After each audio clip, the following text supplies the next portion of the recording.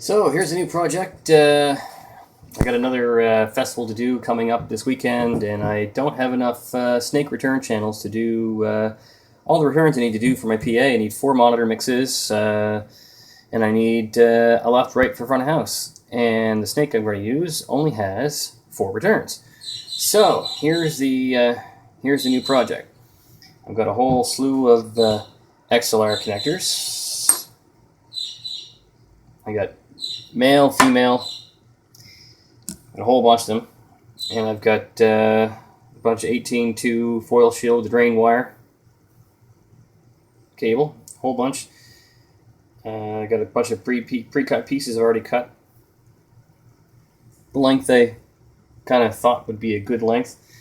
Actually, for my length, I used my bench pads, which are again silicone baking sheets for the bench. I got some bigger ones yesterday for the new bench I got set up here, and where I'm temporary living. And so what I'm doing is I'm making special adapters that take 2 audio channels, make them unbalanced, and send them down 1 return of the snake. So I get 2 returns for every 1 return on the snake. So I'm making 2 adapters to give me 4 monitor sends through 2 returns of the snake, which in turn gives me the entire set of returns that I need. So if you look closely here, this is the end that goes in the return of the snake. So what happens is you get a 1 monitor line on one of these pins. So that is pin 3. So that'll probably be a 2 of the number 2 channel of the 2 returns, and this is pin 2, so that'll probably be 1 of the 2 returns. And this is the common ground. So it's just like a set of headphones. And on the other end, what's going to happen is you're going to have 2 XLR males on this particular connector. So it'll go female from the snake head to 2 males to go in the back of the amplifiers. Pretty simple. And on the opposite end, you have the exact opposite. So it'll be 2 female XLRs to 1 male XLR.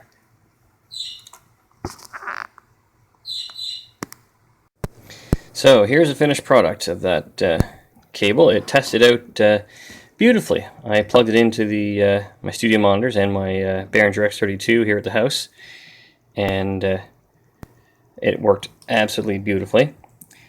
Now, here's the problem we did have, though. So here it goes. Here's how it works. So this end here goes in your 2 returns out of your mixer. And here I've labeled them A1 and A2, and then there's an A on either end here, so you know which set of 2 cables you're dealing with, what 2 channels. Now, here's what happens. So this goes into your output of your mixer, 2 channels, 2 returns. Say a set of stereo front of house mains or 2 monitor mixes, whatever. That comes through here, gets combined into here. You've got a left and a right and a ground. And that goes into your, say this is your snake 1 return. Bangos, imagine a snake cable here. Okay, that goes there. And come back out the other end of the snake, this goes into the return of the snake. And these go to your powered speakers or to your amplifier or whatever. And these go in there, your amplifier. No problem.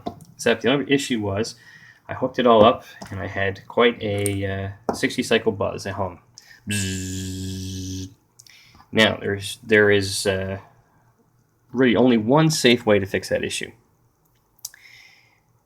What some people would like to do is they would like to take and pull the ground prong off of a power cable or a small extension cord and make it so there is no ground on the amplifier going for the system ground for the power. That is a no-no. That will get you killed or kill somebody else.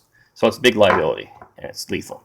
So the proper way to do this is with an adapter cable. Now this is a ground lift cable. Very short cable. I made 2 of these. I should have made 4. I only made them because I had some spare connectors hanging around, a lot of this cable. So this is a pin 1 lift. So what this does, it lifts the ground inside this cable. So you plug that into here, and then plug that in your amplifier, and voila, buzz gone. So this is my adapter cables for running 2 lines through 1 line.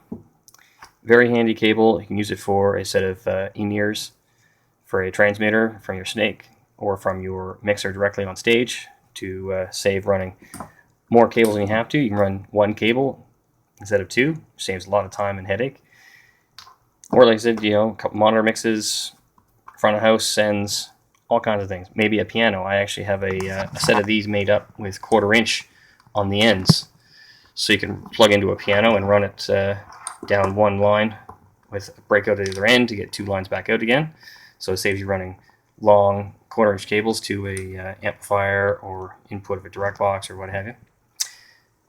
Anyway, so it worked out beautifully, and this is how you get rid of that buzz issue without killing someone or yourself. And that's the ticket.